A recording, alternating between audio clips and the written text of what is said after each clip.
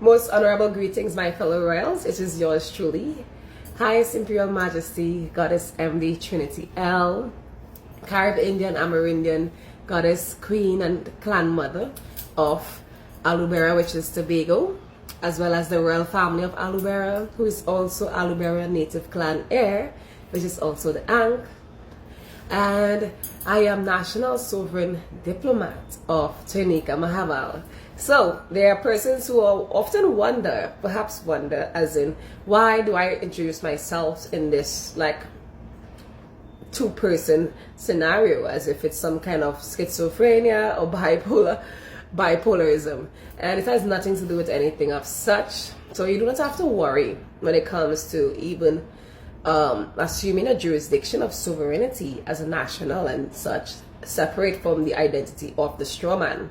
All right, so let no one, or not even yourself, crowd your own judgment when it comes to being better self-aware in the operations of your own self-determination and such. All right, so Ternicka Mahabal is a beautiful name, appellation, more or less, that is given to me by my beautiful mother, and it is humanitarian, which is Ternicka, great power, Maha'Bal, as in its meaning representation. So it is humanitarian great power, and I would not for anything abandon or even like neglect or show less love to this natural and given appellation from my mother herself. However, it has been actually signed to the corporate republic, and in my operation as national in the living being, not just spirit, this is my spiritual name, Goddess M.D Trinity L. However, in the natural essence of the living being, it is who I identify myself as being the trustee and beneficiary of Ternicka Mahabal, and whatsoever Ternicka Mahabal has in terms of any binding contracts in the corporate realm. All right, so this is just that. Goddess M.D Trinity L, highest imperial majesty, refers to the highest grace of my own imperialism, referring to the royalty within myself in mind, body, spirit, and soul. Royalty within myself, so it has nothing to do with colonizing anyone else or even forming a monarchy on anyone else of the sort. No, it is me governing and representing my internal royalty and majesties in my majestic grace as the royal goddess and queen. MD is Maitreya destiny, you know, in terms of the mother destiny. Trinity is the triple goddess, and well, L represents God. So this is what it represents, as in when I say Highest Imperial Majesty Goddess M.D Trinity L, beneficiary and trustee of Ternicka Mahabal. So it has nothing to do with, okay, perhaps she's crazy or loca. Espanol is when it's representing the woman, the female aspect of the grammar. My apologies. Or even, let's say, bipolar. You know, and even with life itself, there's always laws of polarity with there's one pole, but the polarity exists. Whether the pole is vertical, horizontal, diagonal, or however it actually shifts and turns. All right, there's like one pole, but there's two sides, there's two ends to that. It's the same as of energy, vibration, frequency, and how we're able to control it. You know, same as if we're actually driving a vehicle.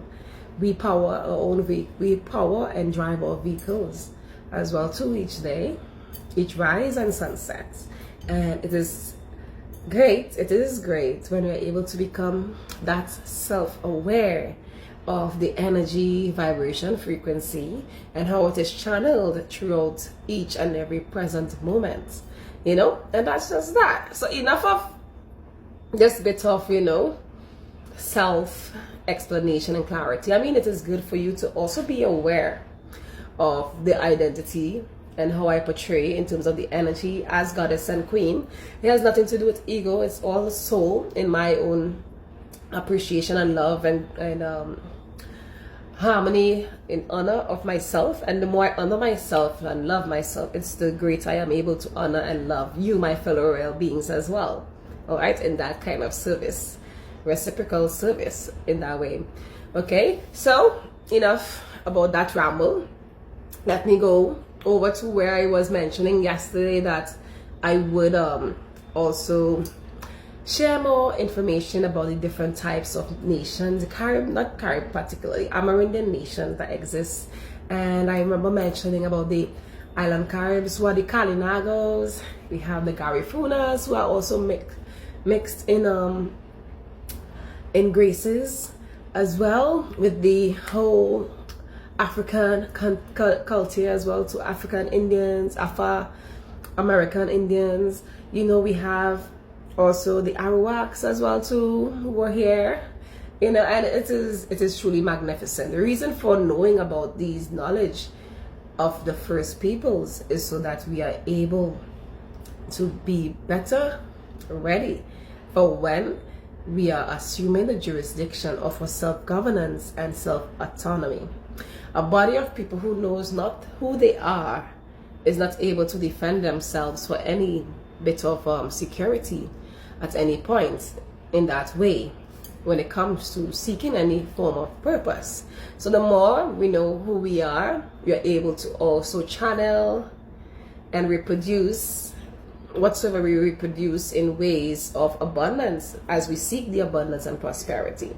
So it is just that. And also laws of polarity, similarly in laws of polarity, how we actually receive and redistribute the energies, you know, as a natural receptors and transmitters of energies. All right, so with that being mentioned as well, I do also remember I saw a video, well, I was actually looking at the video from fellow Queen Carib Garifuna Queen Goddess Giselle Jackson as well, has been like sharing a lot of things, important spoons. Like she served a lot of like healthy stuff yesterday, not just yesterday, but for a great deal of time now. She has been serving some amazing knowledge. All right, so I am just, you know, also enjoying the knowledge that is good for the soul, mind, body, and spirit, because it also helps me in a bit of guidance